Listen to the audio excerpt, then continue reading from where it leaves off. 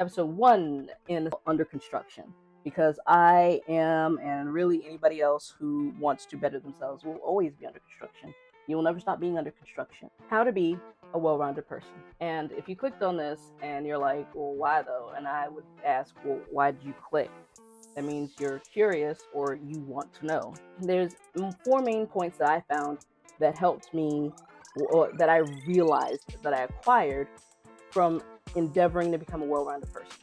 The number 1 is my self-esteem got better because I had a better understanding of myself.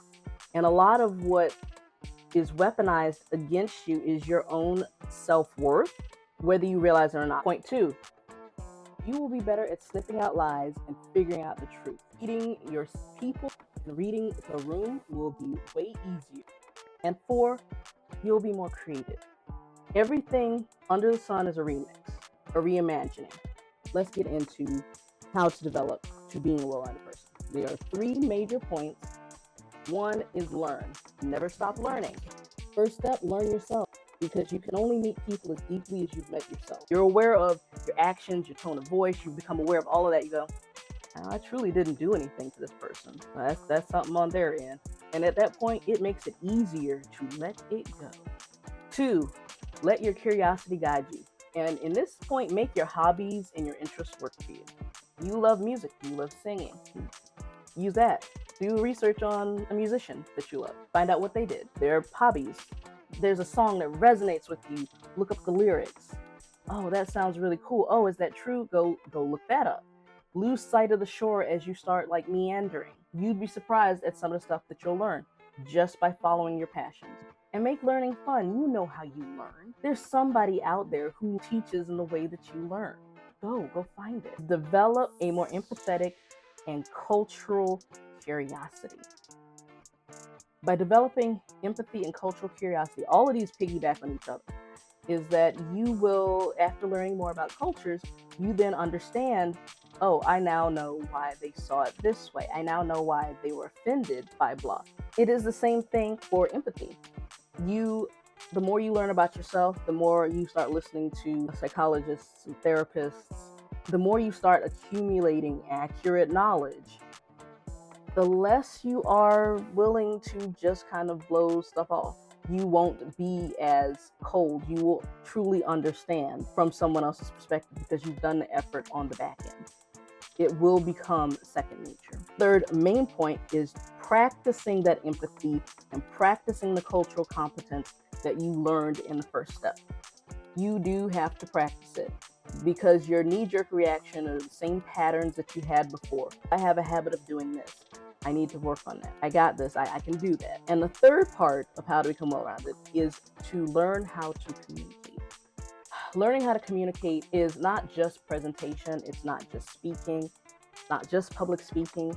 It's things like being able to explain a concept to somebody that they may not understand. Like me attempting to explain the steps to become more well-rounded. I do not think that I am done in the process, thus the name of the series, Under Construction. But these are the steps that I did and I'm still doing. And I've been doing it for years because I wanted to know. I've been curious.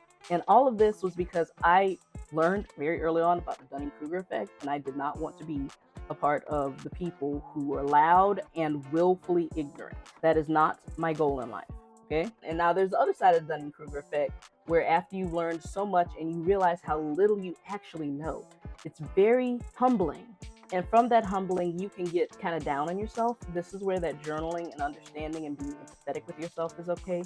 But to make it easier, do content curation and then give yourself at least once a week to start with. So for instance, on my TikTok feed, I have intentionally included therapists and psychologists and editing Jess here. None of this replaces actually going to a therapist, but they are steps that you can take until you can get there. Just wanted to be clear about that. People who are about mental health, people who are about self-building. Even here on YouTube, there are plenty of channels that you can go to. One of my favorites, Cinema Therapy. We'll talk about a character in one of your favorite movies and we will break them down.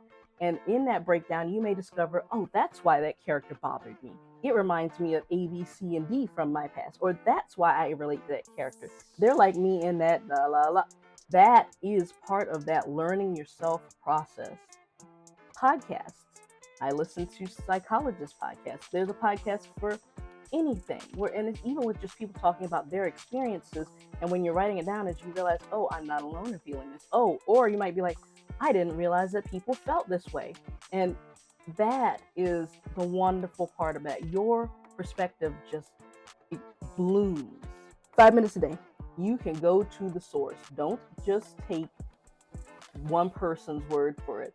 Heck, don't just take my word for it. Go out and find out for yourself. I'm just putting out what I learned and what I did. And I mean, I started when I was in high school. I didn't know what I was doing. I just knew that I wanted to know more. The translation notes that used to come in anime DVDs, I loved it because it told me the cultural context of what was happening in an anime. I bought 3 books. I still have them till this day, and I've read them both from cover to cover. It was literally called Anime Essentials and Anime Encyclopedia, Volume 1 and 2. And all it was them telling you about the cultural context of the items, the actions, and the traditions that are found in anime. I'm always endeavoring to be better and stronger, and I hope this helped you, gave you a roadmap to start on this process. Just remember, be kind to yourself, but hold yourself accountable. This is Jess with Moderately Classy. See you guys next time.